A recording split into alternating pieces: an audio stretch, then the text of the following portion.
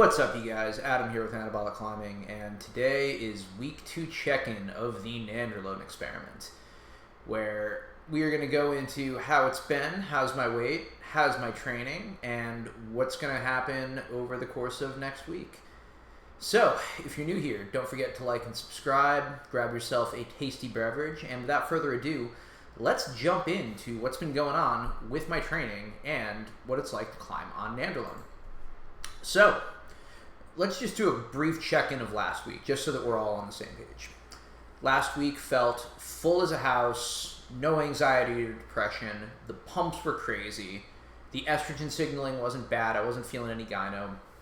We were just kind of rocking and rolling, man, hitting PRs and having ourselves a good time.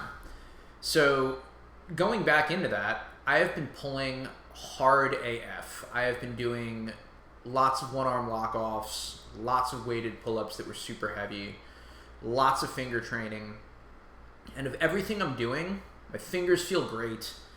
Everything else is super, super, super knotted up. My forearms, particularly from doing the one-arm lock-offs, are pretty burly right now, man. It's been really hard just pressing super hard through the fingers. And really, my forearms are just in knots, my back is in knots, everything needs a massage and it hurts. That's not the fault of the Nandrolone, that's my training.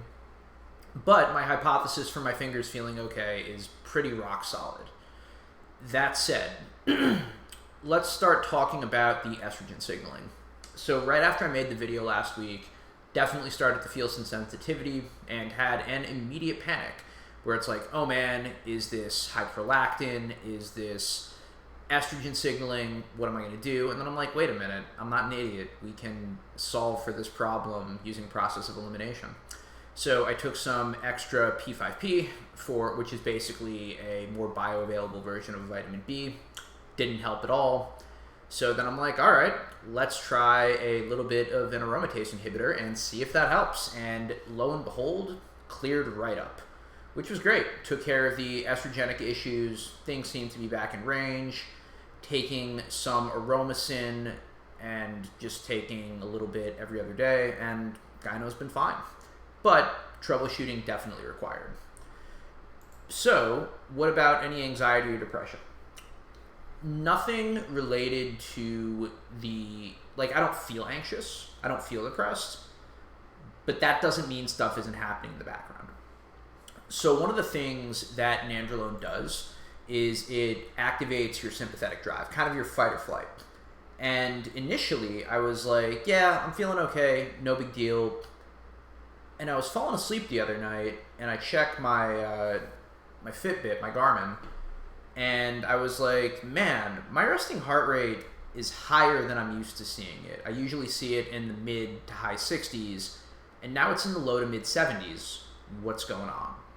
And I scrolled through the app, and lo and behold, since starting the Nandrolone for the last 2 weeks, it's been elevated between another 6 to 8 points a day, which I don't love.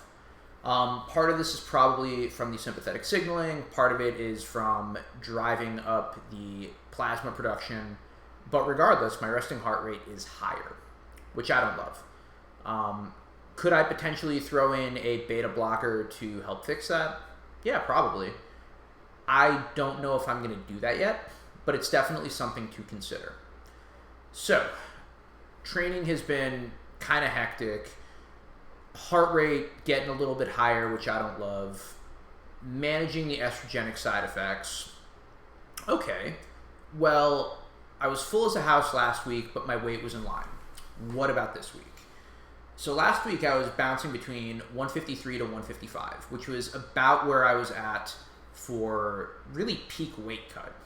And I kind of expected over the course of the 8 weeks, I would, get some water retention, maybe go up to like 156, 157, and really push, and maybe if I was lucky at the end of 8 weeks, be in the 160 to 162 range.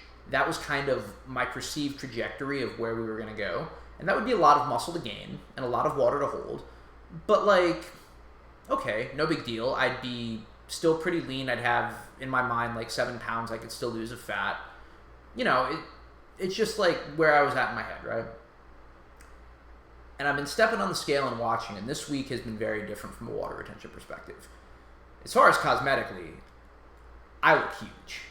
I definitely feel bigger than I have felt probably ever. And I'm walking around right now at 160 pounds with abs. And I look leaner now than I did peak cut. And that is mildly concerning. If this is how big I am this fast, I don't know how much longer I can continue to run this compound. I don't mind getting bigger if the strength is correlating to the size that I'm putting on. And obviously some of this is going to go to my legs. Like, that's where a lot of my training is being prioritized. But the amount of strength I'm gaining in my legs does not justify where I am at. And my fingers, while getting stronger and making some progressive gains, is not in tandem with how fast everything is happening. I could continue to run this and keep getting stronger fingers and keep getting stronger legs, but I do have genuine concerns that the mass is just too much right now, too fast. So that's kind of where I'm at with this. And I'm getting blood work next week. That's going to kind of, that's going to dictate a few things. I'm going to check my liver. I'm going to check my cholesterol. I'm going to check my estrogen. I'm going to make sure everything's still in range. But I'm starting to, even if the markers are perfect, I don't love the physical outcome of where we're at just yet. I feel like if I were to do this, I could easily end up with another 3, 4, 5 pounds by the end of the next couple of weeks. And even if I drop the water retention, I think I'm still going to come in too heavy. And it's just not worth it. At least not yet. So while I have every intention of continuing to run the Anavar, to continue to run the growth hormone, to continue to keep the test base where it's at, I just... by the way, assuming that my blood work is good, I don't think NPP is a thing that I can keep running at this point. And I am really grateful that I opted for the NPP over the DECA, because if I would have gone the DECA route, it would take forever to clear, and that could be potentially really problematic. So I've been thinking about this really for the last 4 or 5 days, ever since I noticed the increase in resting heart rate, and I think I'm just going to pull the plug on this right now, at least for the NPP. Everything else is going to remain as is, and assuming that my lab work next week looks good. Is there anything else I wanted to mention? Yeah, even though my fingers feel great, I still have the growth hormone to be able to drive some of the collagen synthesis. We can swap in some GHK copper or some Masteron now that that's back in the rotation. I have some Anandate, which is super cool. And I definitely know there is a lot more room for progress on the finger front and on the legs, and that's okay, and on the back. But I just think this compound is probably just going to get me too big too fast. And because I am still pretty darn lean, it is just abundantly clear that I don't have the room to play with just yet. Like I said, I was planning on gaining 3 or 4 pounds over the course of this cycle, and maybe even pushing like 5 or 6 for the duration of the year. I was not expecting to be this high this fast. It's too much.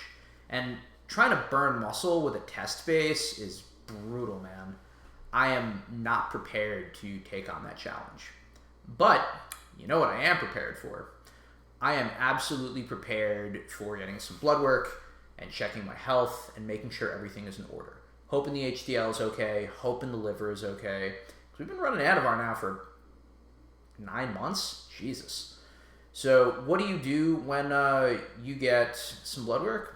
Well, lucky for me, I had an opportunity to reach out to the folks over at Anabolic Insights. They are going to be helping me out with my blood work and also being a part of supporting the channel, which I am super grateful for. If you guys want to support the channel and get blood work, which you absolutely should, whether you're natty or not, if you are natural, if you want to go the enhanced route, even if you don't, I cannot encourage enough to get blood work, especially when you're healthy, so you know what your baseline looks like when you're not. And if you are using anabolics or peptides or any form of pharmacology, recreational drugs or whatnot, get your blood work. You're an adult. I'm not your dad, but I am going to tell you to make good decisions. And, running sketchy peptides, questionable decisions. Getting your blood work is never something you will regret. Cannot emphasize that enough. So, if you want to support me and you want to use Anabolic Insights that has some of the cheapest prescription labs in the game and some really awesome medical panels that you can use to guide some of your decisions, check it out in the description box below. So, with that, part of my relationship with you guys is just being honest. And when things are good, I will let you know. And when things are not going according to plan or on track, and when I have misses, I'm going to own the L, tell you what happened, and just going to call it. So I think today is probably going to be the last day that I'm using Nandrolone until after Rainbow Rocket. If for whatever reason I decide that I want to go the bodybuilding route, I will absolutely run some NPP and get thick AF. But this isn't a bodybuilding channel. This is a rock climbing channel. So that means we're going to go either just off of test, VAR, and growth, or we're going to add in a smidge of master on to try to get some better mind-muscle connection and some better motor unit recruitment on some of the various lifts. So, thank you guys for sticking around with me thus far. As always, thank you for supporting the channel.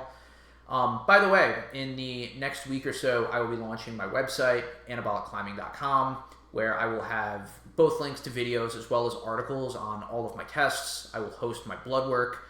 I will show you guys everything that I've run, and you guys are welcome to see the sources that I cite, as well as reach out and ask questions on my research, get a hold of me. And super pumped on that. So, thank you guys for being a part of the journey so far. Really appreciate you. As always, I am Adam with Anabolic Climbing, giving you a thicker than usual front double on the way out. Wishing you guys happy sending. I'll see you guys soon. Cheers.